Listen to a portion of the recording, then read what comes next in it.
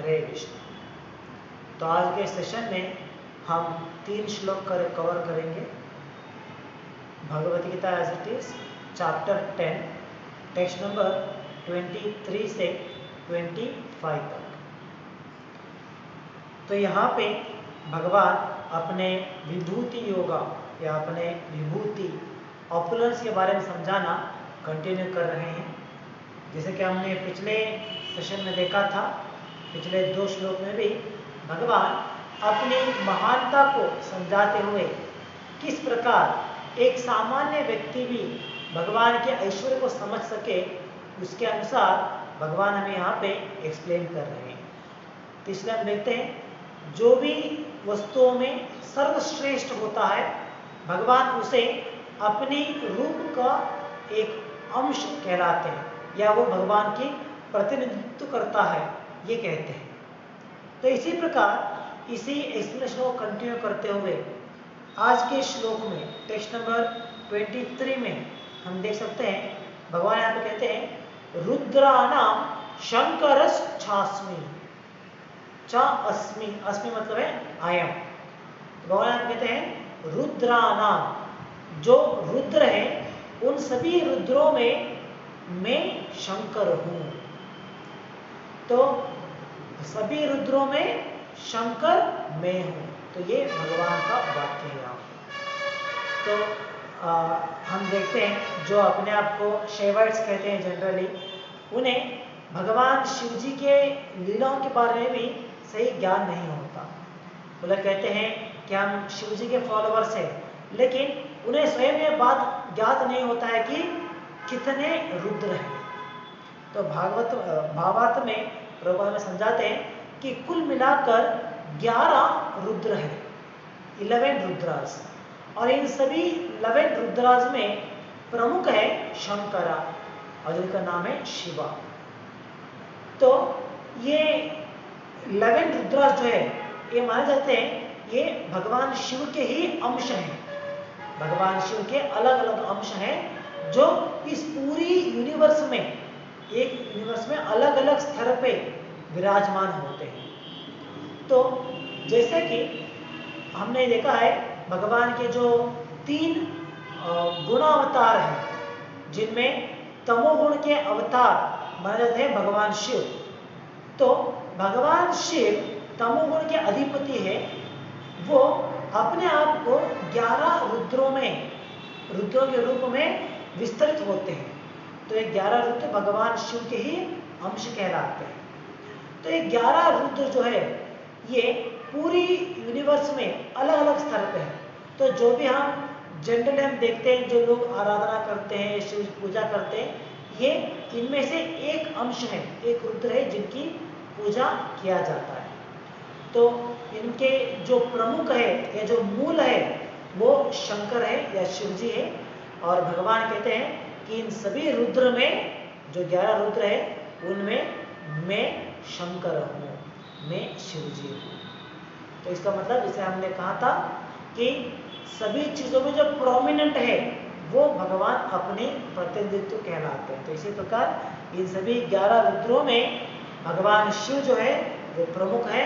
तो इसीलिए भगवान कहते हैं यहाँ पर कृष्ण कि मैं शिवा हूँ। और आगे बढ़ते हुए भगवान कहते हैं वित्तेषो यक्ष राक्षसा, यक्ष और राक्षसा, इनके वर्ग में अगर हम देखेंगे तो इनके वर्ग में मैं कौन हूँ? वित्तेषः, वित्ता, वित्ता मतलब है जिसे कहते हैं ना धन, धन का नाम होता है वित्त संस्कृत में। तो वित्तेश, ईश मतलब कंट्रोलर, जो धन का अधिपति है, तो वो मैं हूँ, भगवान कहते हैं। तो धन का अधिपति कौन है? वो है कुबेरा। तो कुबेर जो है वो सभी संपत्तियों का मालिक कहलाता है। जैसे देवताओं के पास जो भी धन होता है उसका ट्रेजरर या उसका ओनर है स्वयं कुबेरा। तो इसीलिए भगवान कहते हैं कि सभी यक्षा और राक्षसा, इनके वर्ग में सर्वश्रेष्ठ कौन है? वो है कुबेरा। तो इसीलिए कुबेर जो है वो मेरा प्रतिनिधित्व करता है या मैं कुबेरा हूँ। तो ये भगवान कहते हैं। जैसे पिछले श्लोक में हमने देखा था, भगवान ने कहा था सभी देवताओं में मैं इंद्र हूँ, क्योंकि इंद्र जो है सभी देवताओं के लीडर है। इसलिए भगवान ने कहा था सभी देवताओं में मेरा स्थान इंद्र जैसा है। तो इसी प्रकार जब यक्षा उनकी बात आती है, सभी जब देवों की बात आती है तो देवों में भगवान अपने आप को इंद्र के समान कहते हैं, और जब यक्षा इनकी बात होती है तो भगवान कहते हैं कि मैं कुबेरा हूँ। और आगे बढ़ते हुए भगवान कहते हैं वसुना पावकश्चास्मि। वसु, तो जो वसु होते हैं, कितने वसु है ये तो यहाँ पे मेंशन नहीं किया है प्रभुपाद ने, तो सभी वसु में भगवान कहते हैं कि मैं अग्नि हूँ, आई एम फायर। और आगे बढ़ते हुए मेरु शिखरी नाम अहम। मेरु जो एक पर्वत का नाम है, पहाड़ का नाम है, तो भगवान कहते हैं सभी शिखरों में, जो माउंटेन से बड़े बड़े पहाड़ होते हैं, इन सभी में मैं मेरु पर्वत हूँ। तो कोई सोच सकता है भगवान तो यहाँ पे जो भी सर्वश्रेष्ठ होता है उसे अपना रिप्रेजेंटेटिव या प्रतिनिधित्व कहते हैं, लेकिन यहाँ तो भगवान मेरु पर्वत का नाम ले रहे हैं। हालांकि हमें तो ज्ञात है कि हमारे धरती पे जो हिमालयन माउंटेन्स है उसमें भी स्पेशली जैसे कि माउंट एवरेस्ट है, तो ये सबसे ऊंचा है, सबसे श्रेष्ठ कहलाता है। जो व्यक्ति माउंट एवरेस्ट को क्लाइंब करता है, उसे चढ़ता है, तो क्या होता है कि वो बहुत ही फेमस हो जाता है, क्योंकि माउंट एवरेस्ट जो है वो इतना सबसे ऊंचा पहाड़ है हमारी धरती पे। लेकिन यहाँ भगवान माउंट एवरेस्ट का बात नहीं ले रहे, बल्कि भगवान यहाँ पे मेरु पर्वत का बात उतार रहे। तो क्या कारण है? क्योंकि हमें समझना है कि हमारे धरती पे ये सही है कि सभी पर्वतों में माउंट एवरेस्ट जो है वो सबसे ऊंचा पर्वत माना जाता है, लेकिन मेरु पर्वत जो है वो हमारे धरती का भाग नहीं है। मेरु पर्वत हमारे धरती पे नहीं दिखाई देता। तो कहाँ पे है मेरु पर्वत? जब हम इस पूरी यूनिवर्स, हमारी ब्रह्मांड किस प्रकार से सिचुएटेड है इसके बारे में भागवत में पढ़ते हैं, तो वहाँ पे मेरु पर्वत का उल्लेख आता है। तो उस उल्लेख के द्वारा हमें समझ में आता है कि मेरु पर्वत जो है वो हमारी धरती का एक भाग नहीं है, बल्कि हमारी ब्रह्मांड का एक भाग है। तो मेरु पर्वत हमारी धरती पे नहीं दिखाई देता या धरती पे नहीं है, बल्कि ये हमारे ब्रह्मांड के एक भाग में है, जहाँ पे समझा जाता है कि हमारी पूरी ब्रह्मांड जो है, हमारी पूरी यूनिवर्स जो है, इसके बीच में मेरु पर्वत है। और मेरु पर्वत की जो गात्र है, जो हाइट है, वो माउंट एवरेस्ट से भी कई गुना ज़्यादा है। तो इसके कैलकुलेशन भी हमें श्रीमद् भागवतम की 2nd कैंटो में दिखाई देता है। तो इस प्रकार में समझना है कि मेरु पर्वत जो है वो पूरी यूनिवर्स में सबसे बड़ा या सबसे ऊंचा पर्वत कहलाता है। इसीलिए भगवान कृष्ण अपने आप को सभी पर्वतों के शिखरों में जब कंपेयर कराना चाहते हैं तो भगवान माउंट एवरेस्ट से नहीं बल्कि मेरु पर्वत से कंपेयर करते हैं। क्योंकि माउंट एवरेस्ट जो है वो सिर्फ हमारे धरती के लिए सबसे ऊंचा पर्वत है, लेकिन मेरु पर्वत हमारे ब्रह्मांड के लिए ही सबसे ऊंचा पर्वत कहलाता है। टेक्स्ट नंबर 24, पुरोदसां च मुख्यं मां विद्धि पार्थ बृहस्पतिं सेनानीनां अहं स्कंध सरसाम अस्मि सागरः। तो यहाँ पे भगवान कहते हैं पुरोदशा मतलब क्या है, जिसे हम कहते हैं पौरोहित या पुरोहित। तो पुरोदशा च मुख्यम मां, तो सभी पुरोहितों में जो प्रमुख है वो मैं हूं। तो सभी पुरोहित में प्रमुख कौन है? तो इसलिए यहाँ पे भावार्थ में हम देख सकते हैं, प्रभुपाद कहते हैं इट इज बृहस्पति। बृहस्पति जो है वो सभी पुरोहितों में प्रमुख है या श्रेष्ठ है। तो इसीलिए भगवान कृष्ण यहाँ पे कहते हैं कि सभी पुरोहितों में मैं बृहस्पति हूँ। तो बृहस्पति कौन है, इसका हमें ज्ञात होता है बृहस्पति जो है वो देवों के गुरु कहलाते हैं। सभी देवताओं के गुरु बृहस्पति है। तो इसीलिए बृहस्पति सभी पुरोहितों के अधिपति या उनके लीडर भी है।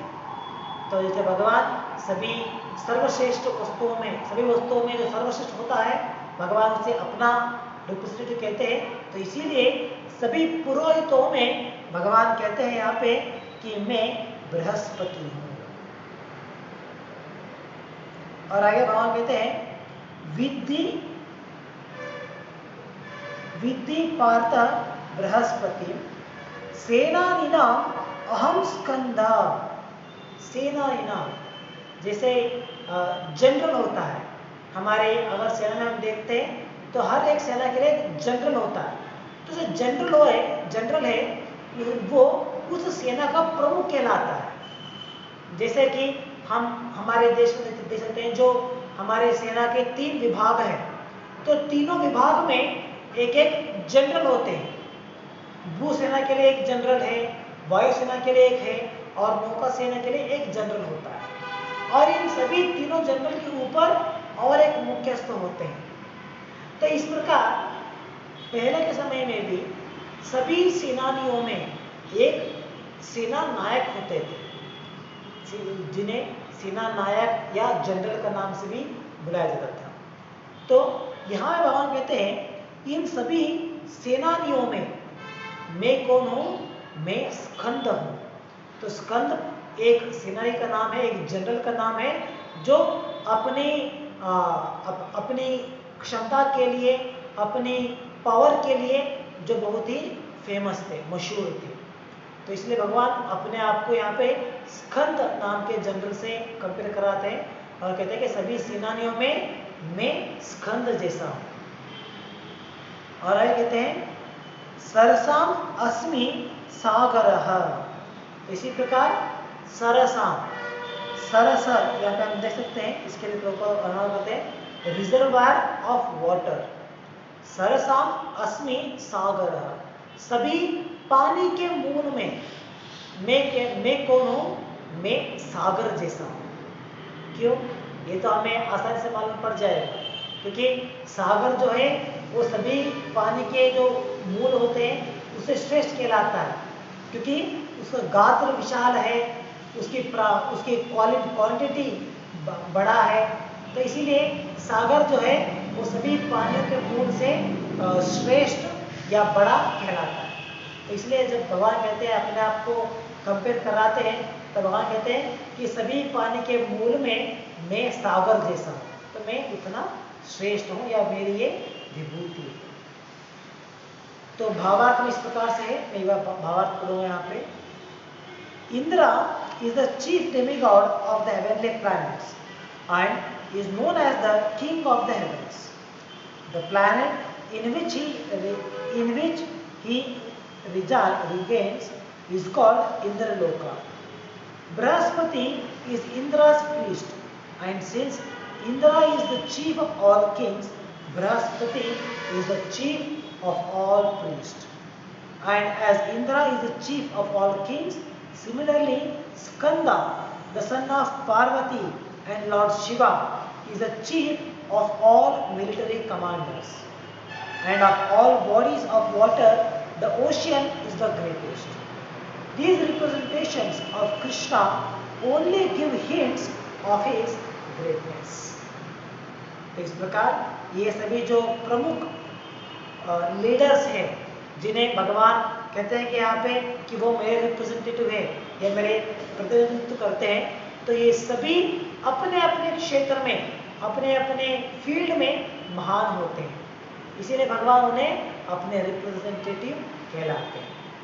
तो यहाँ पे जो स्कंदा, जो सेनानी का प्रमुख कहलाते हैं, जो जनरल है, जिनका उल्लेख यहाँ पे किया गया है, वो भगवान शिव और पार्वती के पुत्र हैं, जो अलग अलग प्रदेशों में अलग अलग नाम से जाने जाते हैं। जैसे उनका और एक नाम होता है कार्तिकेय, जो हमारे कर्नाटक के भाग में उन्हें इस नाम से बुलाया जाता है, और अगर आप केरला में देखेंगे तो उन्हें अयप्पा का नाम से बुलाया जाता है। तो इस प्रकार अलग अलग प्रदेश में, अलग अलग स्थानों में इनका अलग अलग नाम दिया गया है। तो सभी देवताओं के लिए ये जनरल कमांडर है जो जो सेना के नेतृत्व निभाते हैं।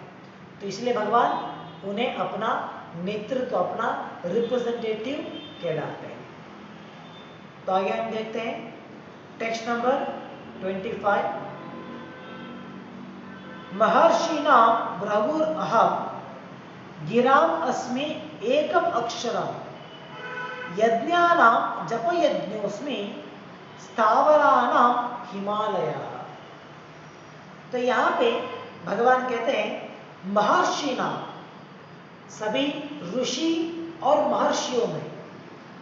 तो पहले पिछले श्लोक में भगवान ने सभी पुरोहितों में जो श्रेष्ठ है बृहस्पति, उन्हें अपना रिप्रेजेंटेटिव कहा था। और इस श्लोक में सभी ऋषि मुनि और सभी महर्षियों में जो सर्वश्रेष्ठ है भगवान उन्हें अपना रिप्रेजेंटेटिव या अपना अंश कहलाते हैं। तो कौन है भगवान के रिप्रेजेंटेटिव सभी ऋषि मुनियों में? उनका नाम है भृगु। भृगु मुनि जो ब्रह्मा के पुत्र है, तो वो भगवान के रिप्रेजेंटेटिव है जब सभी ऋषि या तपस्वी या महर्षियों का नाम आता है। तो आगे भगवान कहते हैं गिराम अस्मि एकम अक्षरम। गिराम, गिराम का मतलब है वाइब्रेशन, साउंड वाइब्रेशन। तो सभी साउंड वाइब्रेशन में जो श्रेष्ठ है वो मैं हूं। तो कौन सा शब्द है जो सभी प्रकार साउंड वाइब्रेशन में सर्वश्रेष्ठ कहलाता है? वो है ओमकारा। तो अनुवाद में हम देख सकते हैं, प्रभुपाद यहाँ कहते हैं of vibrations I am the transcendental Om. तो ओमकार जो शब्द है, ये जो साउंड वाइब्रेशन है, ये सभी प्रकार के शब्दों में सर्वश्रेष्ठ कहलाता है। जैसे कि अभी मैं बात कर रहा हूं, तो मैं बात करने से क्या होता है, ये एक साउंड वाइब्रेशन क्रिएट होता है जिसके कारण आप मेरे आवाज को सुन सकते हैं। इसी प्रकार अलग अलग वस्तुओं का अलग अलग वाइब्रेशन होती है, जिसे हमारी विज्ञान के भाषा में कहते हैं अलग अलग, जैसे विज्ञान के भाषा में उसे कहते हैं फ्रीक्वेंसी, अलग अलग फ्रीक्वेंसी होती है। तो सभी प्रकार के, चाहे वो भौतिक शब्द हो या आध्यात्मिक शब्द हो, इन सभी प्रकार के शब्द के वाइब्रेशन में सर्वश्रेष्ठ कौन सा कहलाता है यहाँ पे? वो है ओमकारा। तो इसलिए भगवान कहते हैं कि ओमकार भी मेरा ही रिप्रेजेंटेटिव है, वो कुछ अलग नहीं है मेरे से, बल्कि वो मुझे ही प्रतिनिधित्व करता है।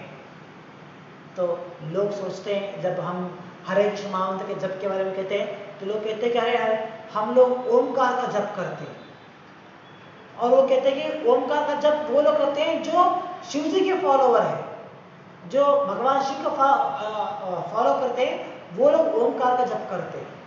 तो ये एक्चुअली पूरी अंडरस्टैंडिंग नहीं है, ये एक आधा अंडरस्टैंडिंग, एक आधा ज्ञान हम कह सकते हैं। क्योंकि ओमकार जो है वो एक आध्यात्मिक शब्द है और इसका उल्लेख सभी प्रकार के मंत्रों के प्रारंभ में इसे हम देख सकते हैं। इसे आप किसी भी देवता का मंत्र ले लीजिए, जैसे गणपति का मंत्र लीजिए या शिव जी का मंत्र लीजिए या कोई दुर्गा देवी का मंत्र लीजिए, सभी मंत्रों के प्रारंभ में ओमकार से प्रारंभ होता है। तो इसका मतलब ये नहीं कि ये सिर्फ भगवान शिव को रिप्रेजेंटेटिव करता है, एक्चुअली ये उनका अधूरा ज्ञान दिखाता है। तो ओमकार जो है ये सभी प्रकार के शब्दों में सर्वश्रेष्ठ सर्वश्रेष्ठ कहा जाता है, इसीलिए इसका उपयोग सभी मंत्रों के प्रारंभ में किया जाता है। और भगवान कृष्ण यहाँ पे कहते हैं कि ओमकार भी मेरा ही रिप्रेजेंटेटिव है। तो कोई सोच सकता है तब तो हमें हरे कृष्ण मंत्र का जप करने का क्या फायदा है? अगर हम ओमकार का जप करेंगे तो वो भी सही है ना, तो इसमें कुछ डिफरेंस नहीं है, तो हमें हरे कृष्ण मंत्र का जप ही क्यों करना है? क्योंकि भगवान इसी श्लोक में आगे बढ़ते हुए भगवान कहते हैं यज्ञानां जप यज्ञोस्मि, सभी प्रकार के यज्ञ में सर्वश्रेष्ठ यज्ञ कौन सा है? वो है जप यज्ञ या नाम संकीर्तन यज्ञ। इसलिए भगवान कहते हैं सभी प्रकार के यज्ञों में सर्वश्रेष्ठ है नाम संकीर्तन यज्ञ। तो नाम संकीर्तन यज्ञ जो है वो मेरा रिप्रेजेंटेटिव है या मेरा प्रतिनिधित्व करता है। तो दोनों में अंतर क्या है? भगवान ने पहले कहा है कि ओमकार जो है वो भी मेरा रिप्रेजेंटेटिव है और नाम स्मरण जो है, नाम जप जो है वो भी मेरा ही रिप्रेजेंटेटिव है। तो इन दोनों में फर्क क्या है, दोनों में अंतर क्या है? तो हमें समझना है ओमकार जो है ये एक साउंड वाइब्रेशन है, ये एक फ्रीक्वेंसी है और नाम जप जो है ये एक यज्ञ के बराबर है। तो इन दोनों में दो अलग अलग कैटेगरी है। इन दोनों में सर्वश्रेष्ठ कौन कौन सा है?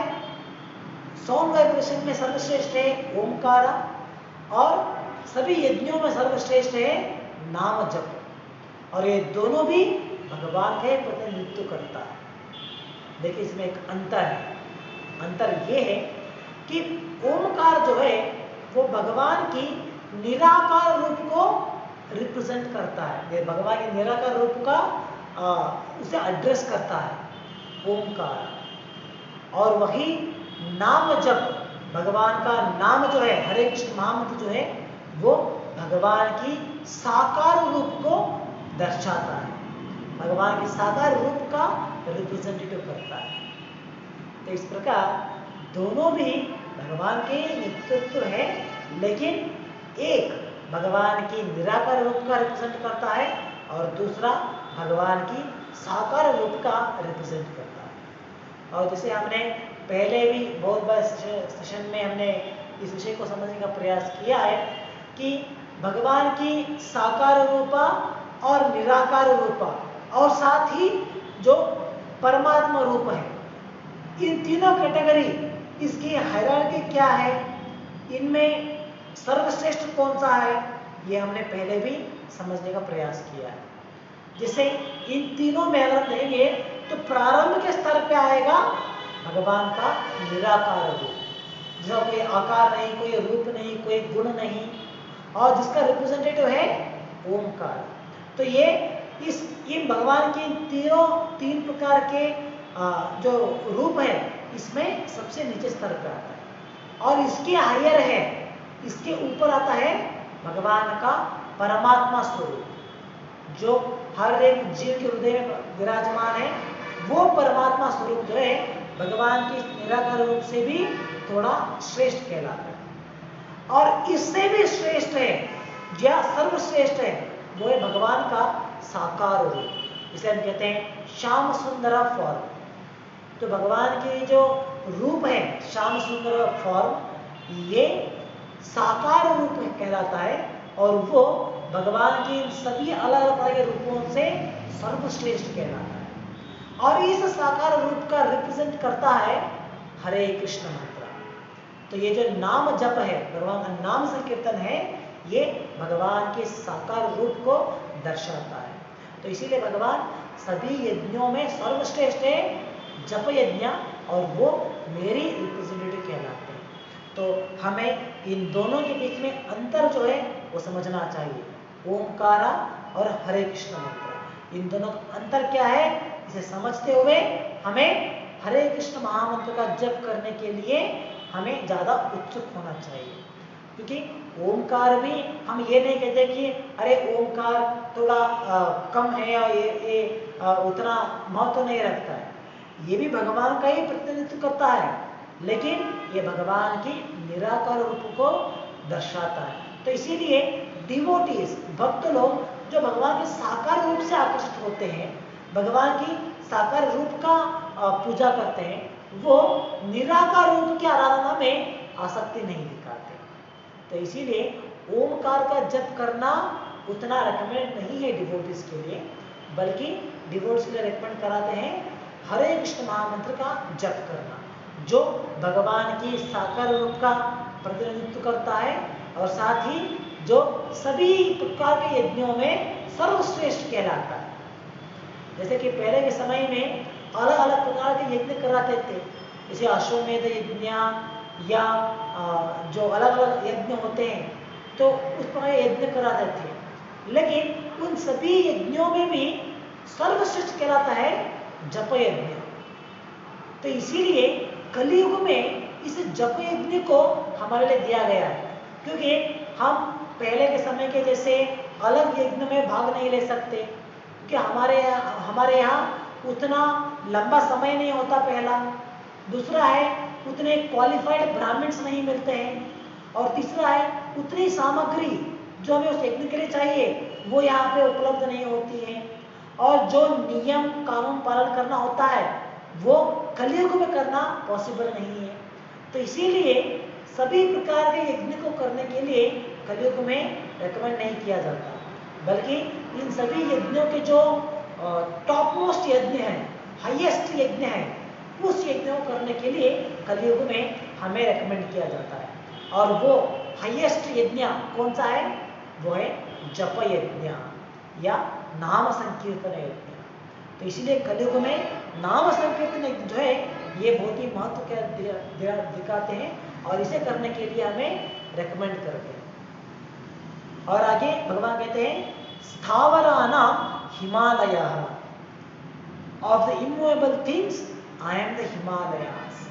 तो जो हमारे धरती पे अगर हम कंपेयर करेंगे, जो बड़े बड़े पर्वत है जो कभी चल नहीं सकते, उनकी श्रेणियों में भगवान कहते हैं कि हिमालय जो है वो मेरा रिप्रेजेंटेटिव है, क्योंकि हिमालय जो है वो सबसे हमारे धरती पे दिखने वाले सभी रेंज ऑफ माउंटेन से हाईएस्ट है, सबसे विस्तार ऊंचे हैं, और साथ ही उनकी जो लेंथ है, जैसे कहते हैं ना कि एक पर्वत अगर आप देखें कहीं पे, हमारे जो पश्चिम पर्वत है हमारे साउथ इंडिया में, इसकी जो लेंथ है, इसे अगर हम कंपेयर करेंगे तो हिमालयन पर्वत की जो रेंज है वो काफी बड़ा है, काफी लंबा है।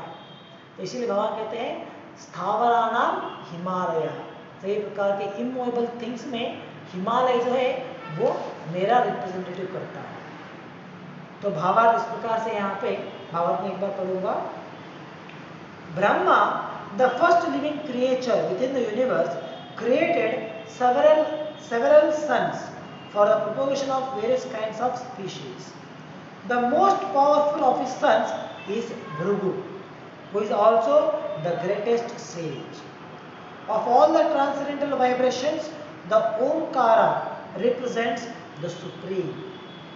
Of all the sacrifices, the chanting of Hare Krishna, Krishna Krishna, Hare Hare, Hare Rama, Rama Rama, Hare Hare is the purest representation of Krishna. Sometimes animal sacrifices are recommended, but in the sacrifice of Hare Krishna, there is no question of violence. It is the simplest and the purest. Whatever is sublime in the world is a representation of Krishna. Therefore, the Himalayas, the greatest mountains in the world, also represent him. The mountain named Meru was mentioned in the previous verse, but Meru is sometimes movable, whereas the Himalayas are never movable. Thus, the Himalayas are greater than Meru.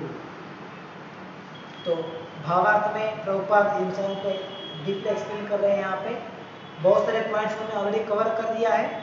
तो last में जो प्रभुपाद ने 2 points कहा है यहाँ पे, जैसे कि एनिमल सैक्रिफाइसेस, शास्त्रों के कुछ भाग में कुछ देवी देवताओं को प्रसन्न करने के लिए जानवरों को बलि देना, उसके प्रकार के यज्ञ दर्शाते हैं, लेकिन उस प्रकार के यज्ञ जो है वो सर्वश्रेष्ठ नहीं कहलाते, क्योंकि वहाँ पे हिंसा एक अंश होती है।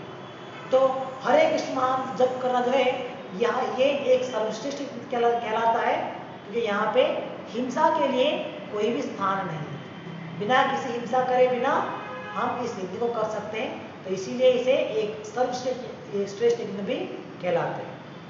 और आखिर में प्रभुपाद यहाँ पे मेरु पर्वत और हिमालयन पर्वत, इनकी अंतर हमें यहाँ पे समझाते हैं। जैसे हमने प्रारंभ में कहा था कि मेरु पर्वत जो है वो हमारी धरती का भाग नहीं है, बल्कि वो हमारी यूनिवर्स में आता है, यूनिवर्स के बीच में होती है।